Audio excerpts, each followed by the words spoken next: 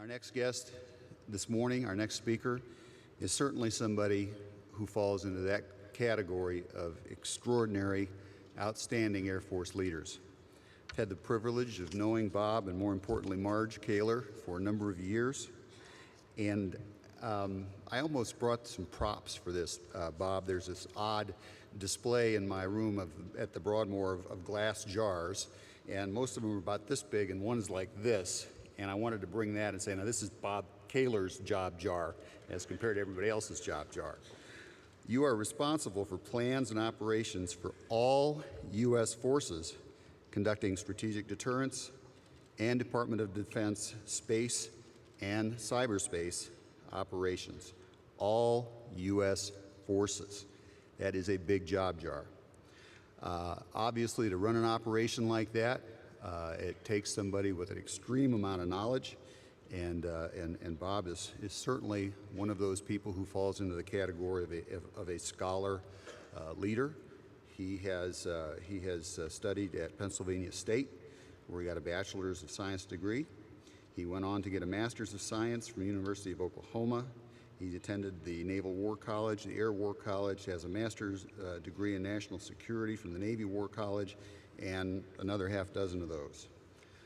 I think more importantly, Bob is a guy who has had some service experience that both toughen the hide and gain the scar tissue required to be able to step into the kind of a job that he has today.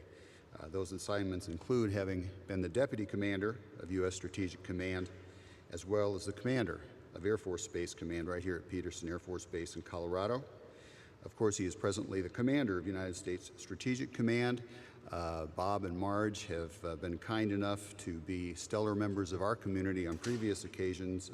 Omaha enjoys their presence at the moment, but we certainly hope to bring them back to the family at some point in the future. Will you please welcome General Bob Kaler.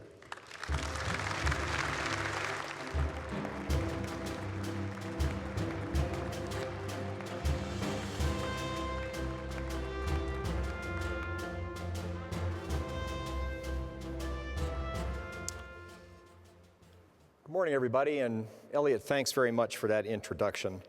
I'd like to thank the hosts for the annual Space Foundation, of course, and particularly Marty Fega, who I just said hello to, who is the chairman of the Space Foundation board, and of course, former chairman Tom Moorman. And let me just depart from the script for a second. In my last two jobs, I'm really fortunate in that I get to stand on the shoulders of both outstanding military people and tremendous visionaries. And I feel that sense when I go to work every day in Building 500 at Offutt. Obviously, the names that preceded me there are legendary. I felt the same thing when I went to work every day in Building 1 here at Peterson, because those names are equally legendary. And there's one common thread between those two places, and that's Tom Moorman. I will tell you that the impact that he has on all of us still resonates throughout our daily space operations. And so, Tom, thanks for everything that you've done for us. And let me just ask for one more round of applause.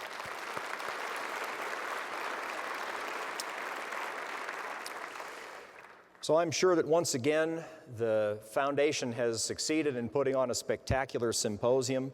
General Schwartz, sir, it's always a pleasure to follow you on any agenda, and it seems as though I do this more often than not.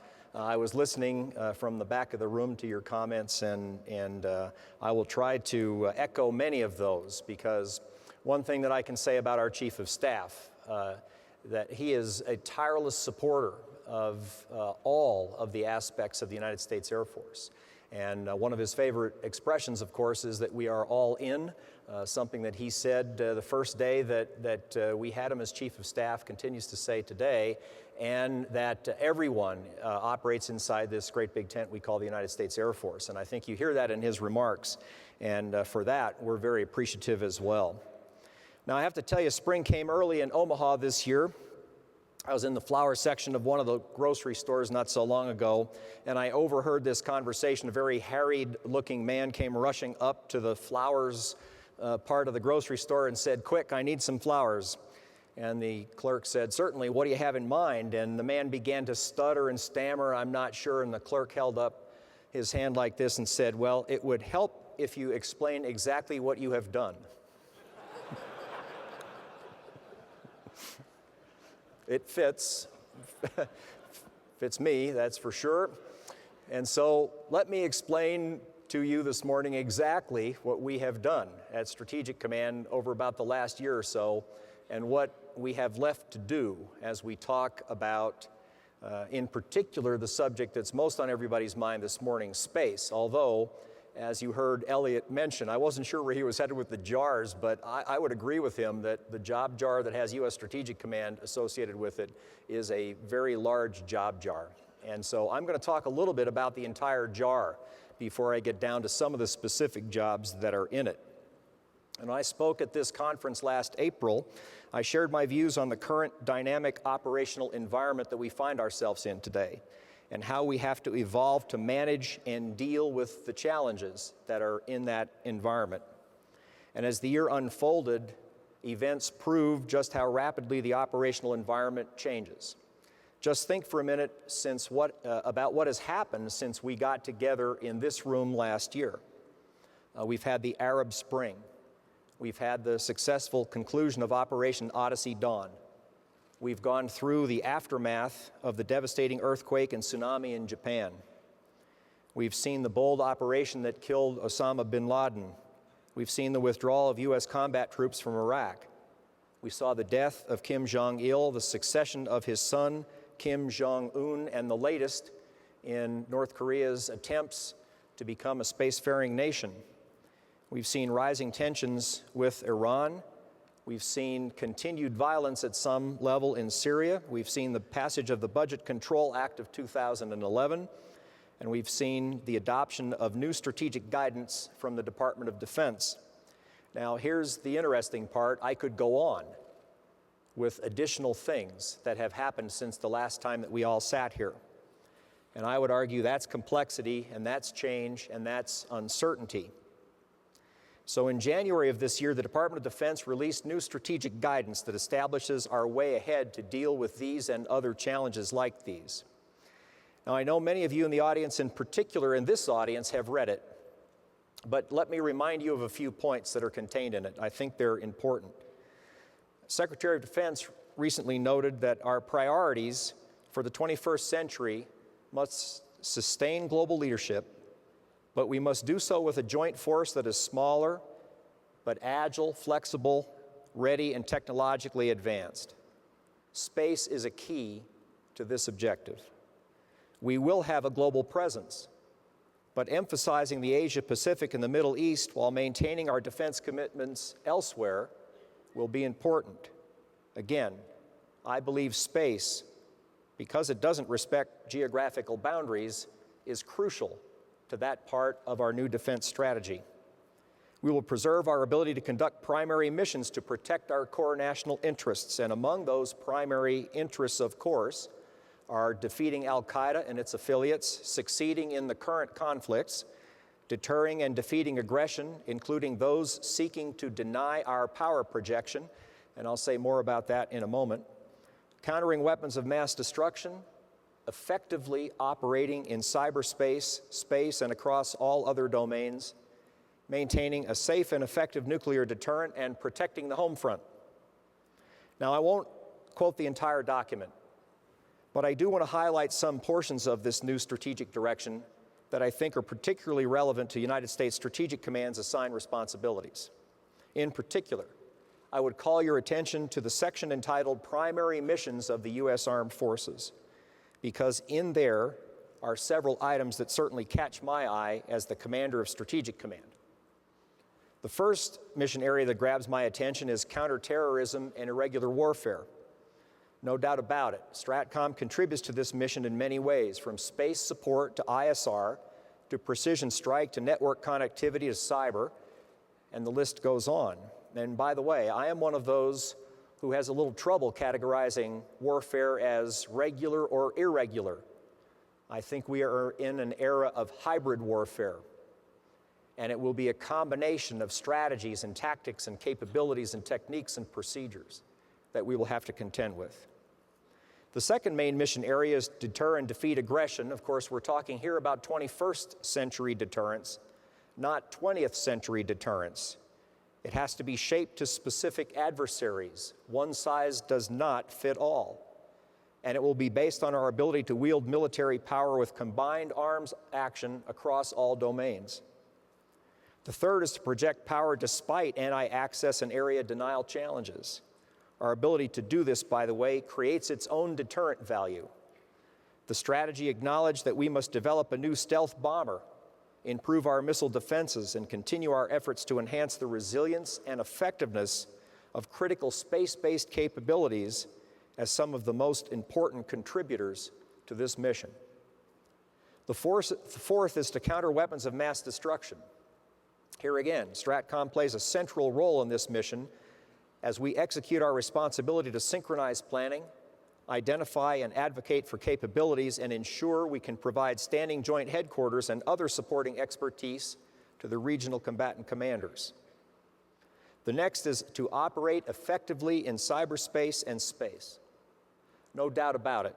Today we face real threats to our systems and networks, and those threats are growing. We're working hard to improve our capabilities, defenses, and resilience and response. The next one that catches my eye is maintaining a safe, secure, and effective nuclear deterrent. This is STRATCOM's bread and butter and has been for over 50 years.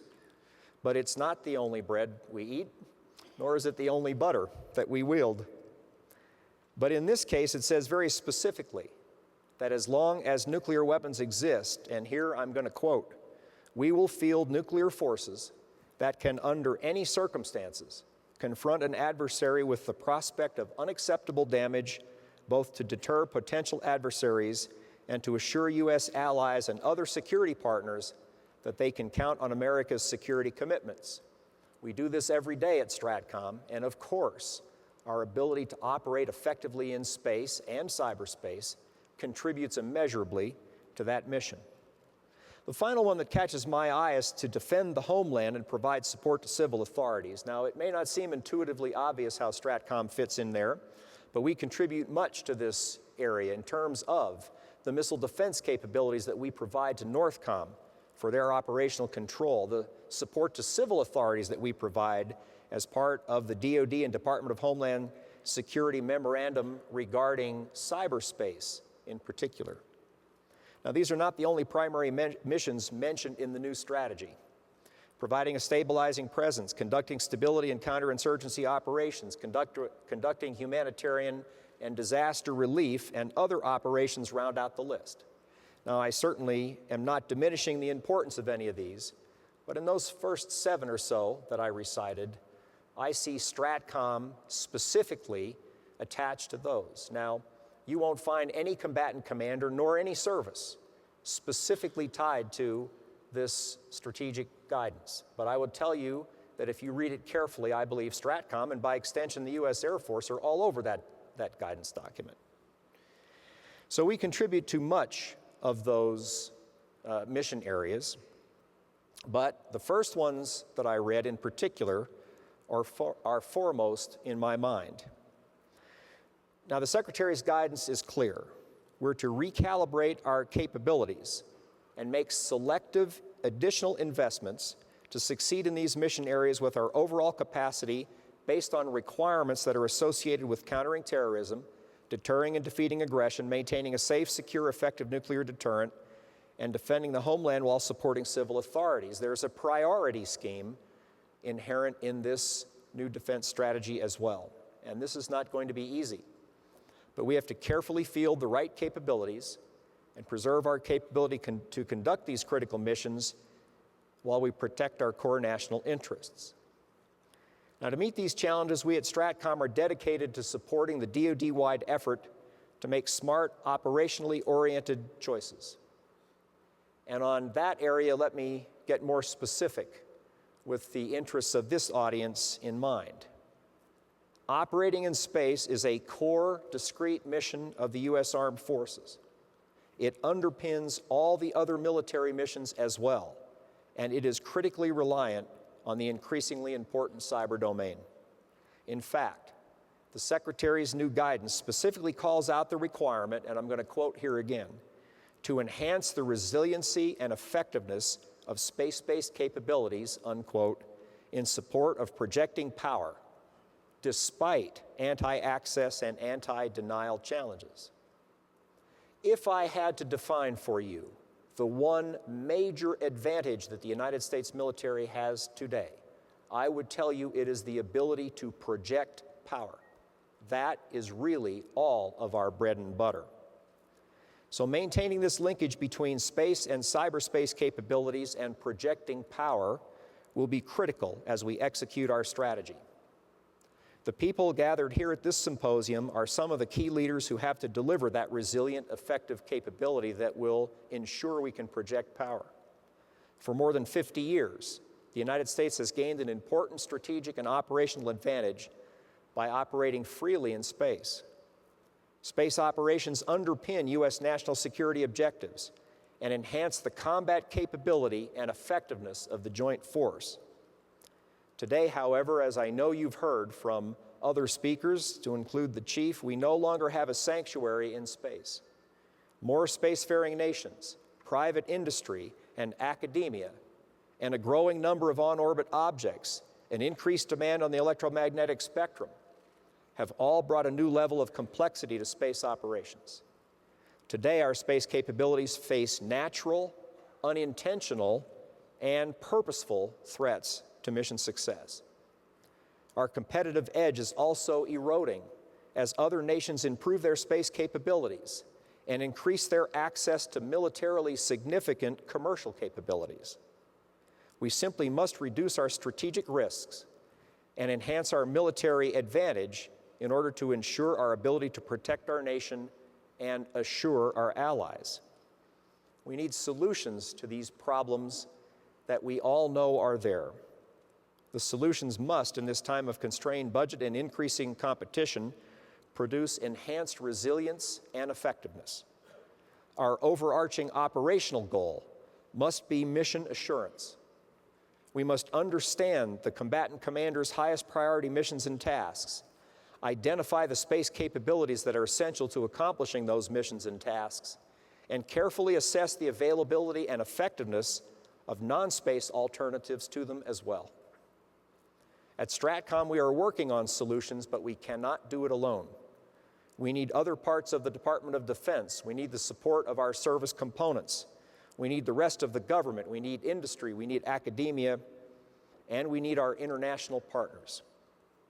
We simply must have the ability to operate our spacecraft, collect vital national interest information, communicate and control our forces globally, and give our decision makers time to react and decide the best course of action during a crisis or conflict. Mission assurance means having the ability to do these critical things no matter the challenges or obstacles placed in our way, either natural or man-made. First, we need to understand a dynamically changing space environment. Space situational awareness is both harder to acquire and increasingly important to have in the progressively congested orbital environments.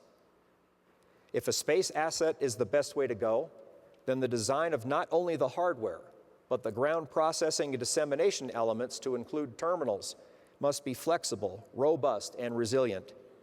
In an already harsh operating environment, these and other safeguards must be included in the requirements phase and not traded off or looked at as add-ons.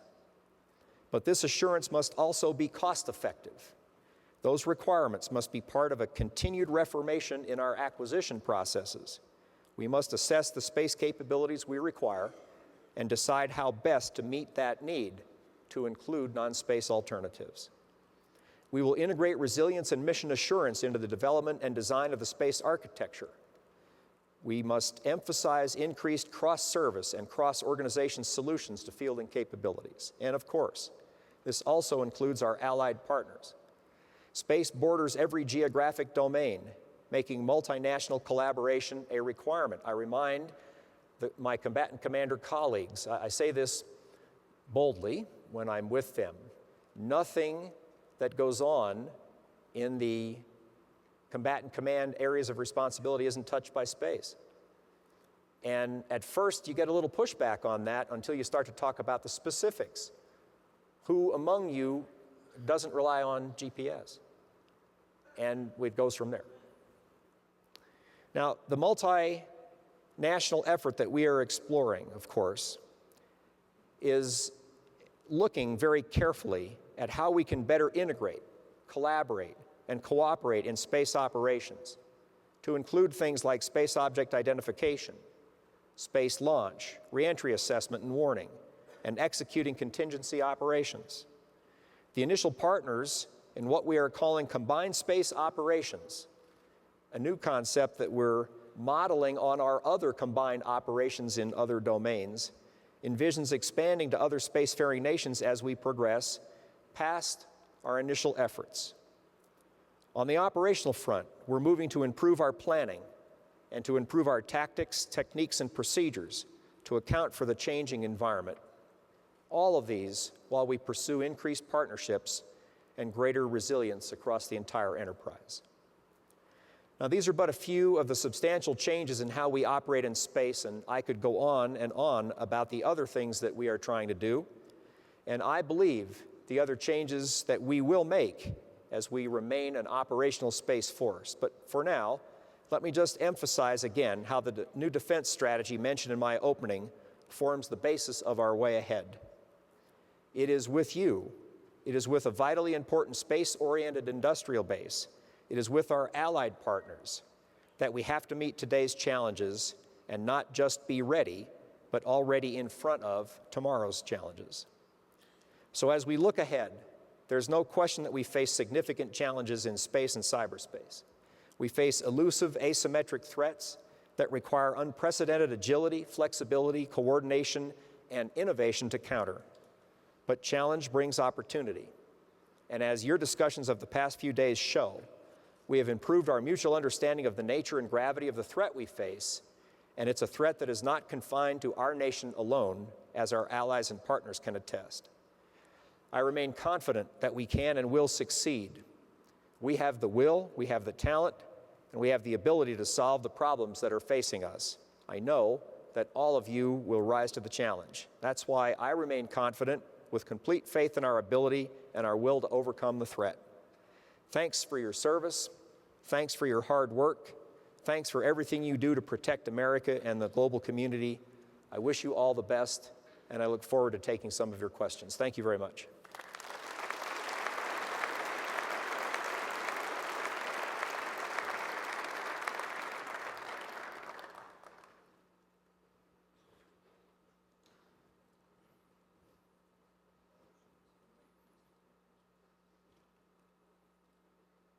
And with that, Elliot, who is leaving, says something about it. So in conclusion, yeah, I jammed the printer. There's so many questions. Yeah, I'll bet. That's it. Cyber attack. All the best jokes are coming up right here. This is good. Okay, just give us a minute.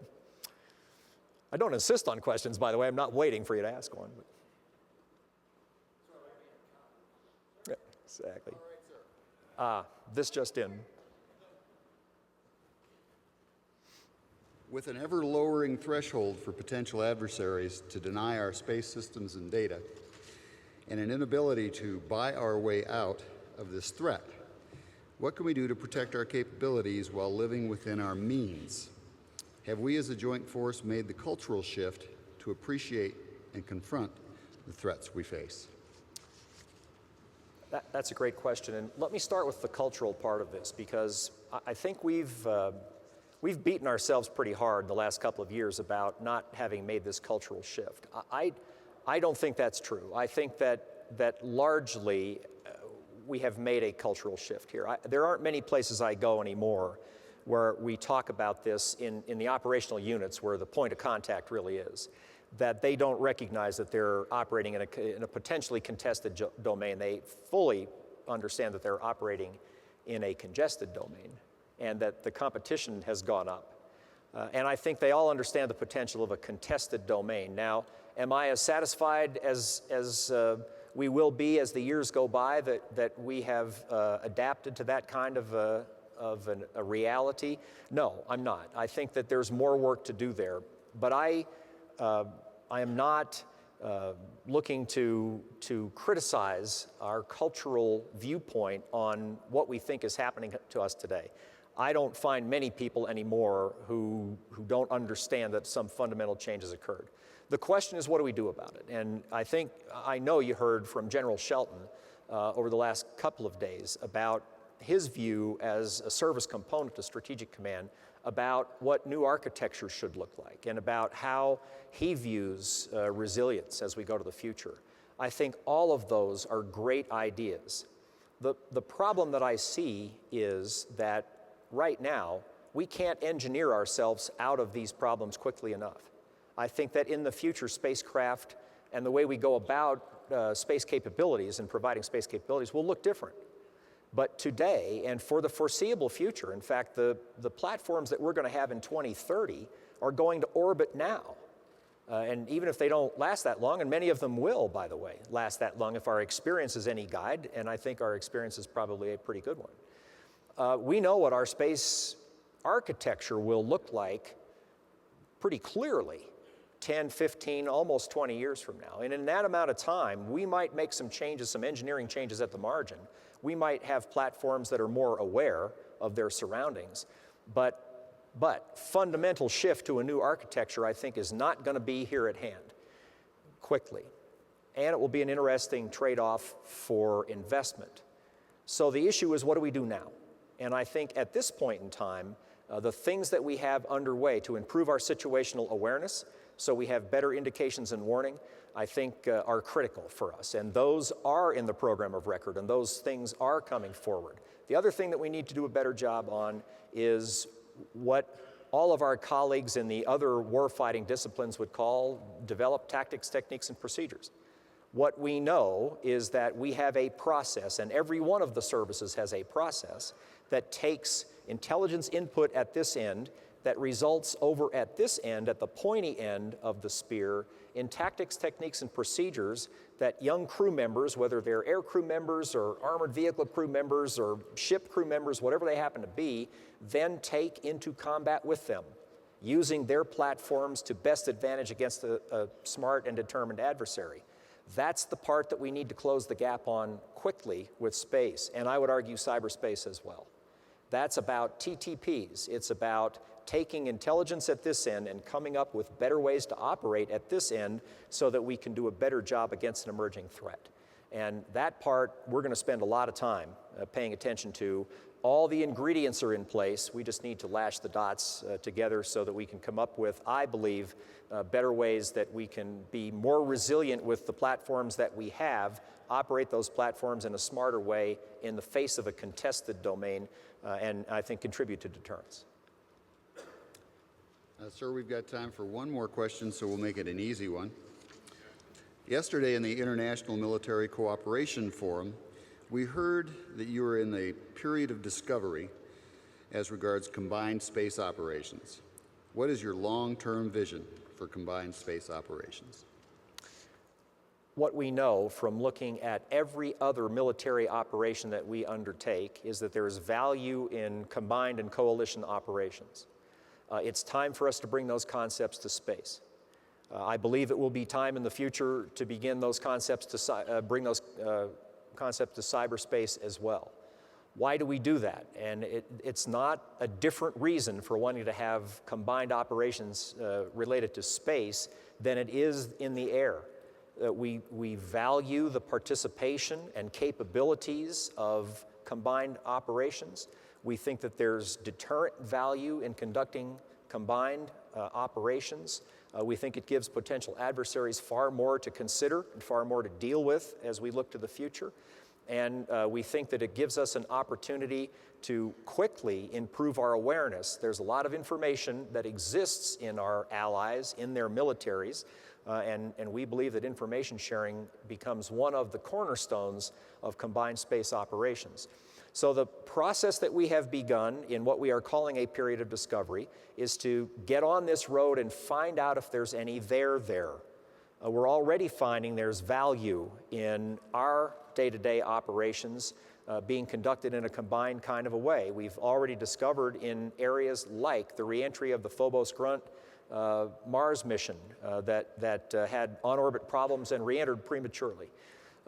We find that there is great value in being able to share situational awareness information in real time. There are certainly gaps in U.S. sensor coverage of space.